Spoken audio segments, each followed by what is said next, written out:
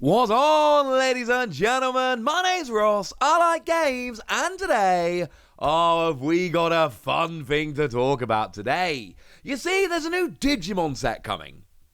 But this is not any ordinary Digimon TCG set. Now, first of all, there's going to be a reaction from some of you, and I don't blame you for this, going, Wassy, another new set? Come on, we've only got so much money. And secondly, everything about this set is amazing, and I think you shouldn't worry about it. I think we're good, ladies and gentlemen. I think we are good. So, with all of that borne in mind then, what have we got? Now, as is becoming a little bit of a theme, this is coming from D_G_No_Gen_2 over on Twitter. They are a Japanese handle, but they are very, very good with this kind of news. And they've told us about a new set, which is going to be called Rising Wind. But there are several parts of this which make... well, it's weird, ladies and gentlemen, honestly. It's a little bit weird. For starters, there are going to be 12 packs in a box. Now, that's a little bit weird, because generally speaking, we get 24 packs in a box. But there's going to be 12 cards in a pack rather than 6 cards in a pack, so that actually does even out quite nicely. But they are going to be retailing the boxes for 6,600 yen, which you might notice is actually a little bit more. Generally speaking, 24 packs, 198 yen per pack. The usual RRP is 4,752 yen. So basically, we are a fair bit above this. Not quite 50% higher, but not a million miles away. And then you go, well, hang on a second, Wassy, why? Why is this set so much more expensive? And the reason is that every card, including commons, are coming through as a holo. All the cards are holo. That's awesome. Right? Awesome. I adore this. I think this is wonderful. I think this is a wonderful choice, and I think this is a fantastic way to do it. It's going to make it really cool.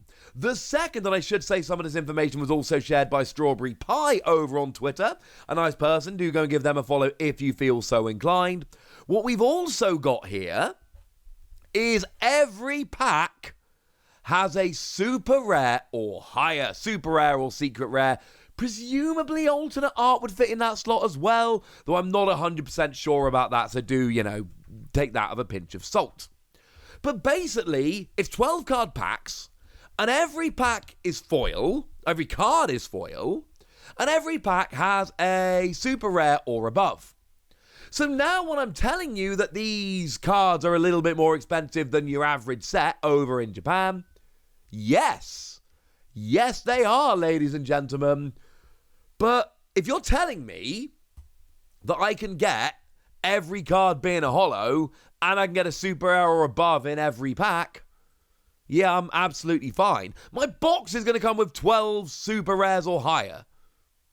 12 super rares or higher in a box. Yes. Obviously, all of the yes.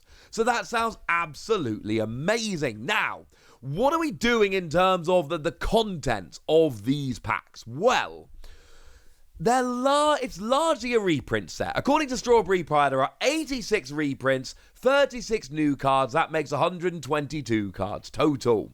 A set like this, honestly, I would prefer it was entirely reprints, because Digimon tend to do stuff like this quite a lot in terms of reprints, and I am a huge, huge fan of it. Generally speaking, I think reprints are better. And that's because when you get these fancy things and you make them into reprints, it means they are incredibly ignorable. So the second anniversary set is coming out in the not too distant future. But if we go and have a look at that, yeah, there's a whole bunch of very, very cool promos, but you've got a bunch of big Digimon that are fancy reprints, a bunch of little Digimon that are fancy reprints, and a bunch of Frontiers Pokemon, which are, they're not like gold and fancy like that, but they are still very much a bunch of reprints. And what this means is that is very, very ignorable. Nobody cares.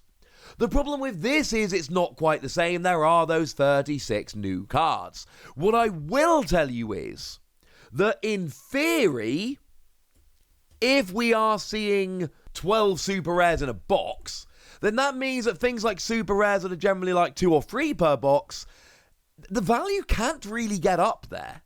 No, it's not ideal, and I'm not suggesting for a second that it is. I'd rather have 0 new cards personally, but this set is going to sell gangbusters, right? To be clear, this set is going to sell gangbusters. So singles really shouldn't be that much of a problem, because like a quarter of the set, I know it's actually a little bit more than that. It's really about a third. It's between a third and a quarter. But because not that much of it is new, then that means that the prices shouldn't get too high. And, you know, commons and uncommons are always easy to pull. Rares are fairly easy to pull. With the increased occurrence of super rares here, they shouldn't be that hard to pull. I would love it if the secret rares in this set were reprints, not new ones, purely because I want the new cards in this set to have, like, no value. I'm cool if there's some super fancy reprint of existing cards, because you can just get the existing version, and we are good.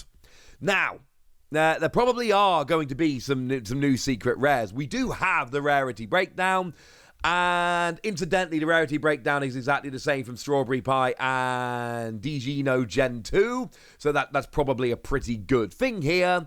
And what we basically see is 20 common, 25 uncommon, 33 rare, 21 super rare, 6 secret rare, and 17 promo. And yes, I know it's weird getting promo cards in regular boxes.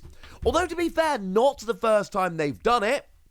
One of my favourite sets to open, you know, if I'm going to buy a random booster box, one of my favourite sets to open is actually Next Adventure. And that's because Next Adventure has these fancy promo cards that are only actually available in boxes, but they're still technically promo cards, which is weird, but I kind of love it. But these are going to be reprinted promo cards, all right? That's literally why they're doing it. We've got a couple examples. We'll get there in a moment. Yes, 21 super rare is very high, but bearing in mind, if you buy 2 boxes, you're going to have 24 super rare. So these are still going to be easier to get. General rule is you get, like, in a Japanese box, you'll generally get, say, 3 or 4 super rare, and there'll be 10 to 12 in a set. So 2 boxes shouldn't get you there, assuming no doubles.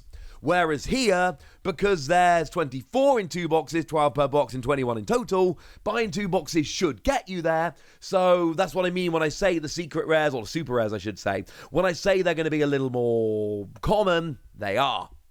But there are 6 secret rares as well, and look, we don't have any information about the pull rates for secret rares. Let me be perfectly clear. What I'm about to say to you is very much a prediction. We good? I think the secret rares are going to, again, be quite regular. I would expect, again, prediction, I would expect to get 2 or 3 secret rares in a box. I'm expecting 1 every 4 or 1 in every 6 packs. Again, there is a super rare or higher, so yes, some of you at this stage, the cogs will be turning, and you'll be thinking, hang on a second, that means we actually won't get all 21 super rares in 2 boxes, even if we don't get any doubles. Yeah, because of the secret rares, that's probably true, but shh. The point is, these cards are going to be coming out like candy. Now, I don't know for the secret rares, but I'm expecting 1 per 4 or 1 per 6 packs. I think that's a fair prediction. Although, again, I cannot stress this enough. It is very much a prediction and nothing more. But this is good. I love this. Now, we have been given a couple of examples of cards which are coming, including promo number 9, Agumon. And this is cool. Because you see, ladies and gentlemen, promo number 9, Agumon, is a good card. Apparently, I'm using the Digifest print of it. I don't know, why not? And basically, this is the one, while your Digimon's got Greymon in its name, it gets an extra 2,000 power. This is a good card that's seen a bunch of play. It's also a card that was a magazine promo in Japan for a magazine that sold out many months ago. And it was a box topper for Booster 1.0 and Booster 1.5 over here. That card, it's not easy to actually go and get it nowadays. You have to buy it as a single. And if you've got a good playable card, which generally speaking you have to try and pick up as a single, you see where we're going here. The price ends up jumping up. That's not a good thing. What we see instead is we get it printed in here and life is good. The other example we've been given here is Red Memory Boost. Again, exactly the same kind of deal. It's a promo, which is really good and sees a bunch of play. So what we do instead is we pop it in here, and there are 17 promos, and again, this is, and I cannot stress this enough, this is a prediction. We do not know this for a fact. But given that the ones we've been told, 2 of the 17 we've been told are Promo 09 Agamon and Red Memory Boost, what that basically means is, okay, that's not true. Let me say this differently. What this heavily suggests is, there we go, what the Bandai are doing is they're going through and going, hey, which promos are kind of a pain to get, but really good? Oh yeah, no, cool, let's go whack them in. And I love it. I adore this. I think this is wonderful. I'm not loving the 36 new cards, but basically what we've got here is a largely reprint set, which is super special, where they're giving out the fancy rarities like candy and reprinting a bunch of old promos. I adore this. I think this is absolutely wonderful. I mean, if you want to use a Pokemon example here, this is very much along the lines of something like VMAX Climax, where they did a bunch of reprints. They also did a bunch of fancy alternate arts. We've not heard about that. But it's that kind of vibe. Hey, want to get, and then also the pull rates in VMAX Climax were absurd. They were crazy good. You had a V or a VMAX in every pack. So it's very much a case of, hey, do you want a set full of really good cards where you pull good rarities constantly? Yeah, here you go. I am in love with this, ladies and gentlemen. I think this is a wonderful idea, but I want to hear from you guys. I want to know what you think about this. I want to know how excited you are. I want to know your predictions, so go nuts in the comment section, but be nice. And then make sure you like this video, subscribe to this channel, follow me on Twitter at TheWasi. That's where we talk Digimon and a bunch of other card games. And please do consider checking out patreon.com/PTCG Radio, where you can support the channel, get some bonus podcasts and all kinds of fun stuff. But by far the most important thing as always, look after yourselves till next time, would ya? Thank you very much for watching. My name's Ross, and you've been watching PTCG Radio.